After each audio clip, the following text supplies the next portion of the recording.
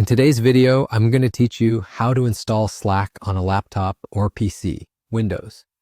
By the end, you'll have Slack downloaded and installed, ready for your workspaces without any confusion.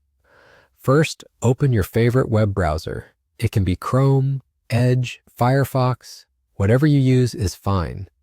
In the address or search bar at the top, type Slack and press enter. In the search results, click the official Slack website, which appears as slack.com. Once you're on the Slack site, look for the Windows Download option.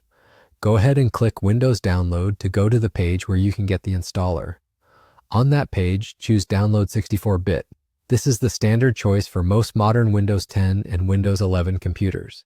If you're not sure what your system is, don't worry. 64-bit is almost always the right pick on newer PCs. As soon as you click that button, your browser will start downloading the Slack installer.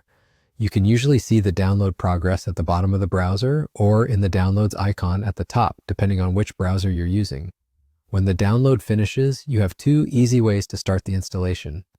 You can click the file directly from your browser's downloads list, or you can open your downloads folder on your computer and double-click the file you just downloaded. It may be named something like Slack Setup or similar. The Slack installation window will open. Click Install to begin. If Windows asks for permission to make changes to your device, select Yes so the installer can continue. There's nothing else you need to configure, just let it run. The progress bar will move as files are copied, and this may take a moment depending on your system. You don't need to change the install location or any advanced settings. The default options work great for most users. Once the installation completes, that's it. Slack is installed on your laptop or PC. In many cases, Slack will launch automatically. If it doesn't, you'll find it in your Start menu. From there, you can open it whenever you need to, pin it to your taskbar for quick access, and sign into your workspaces when you're ready.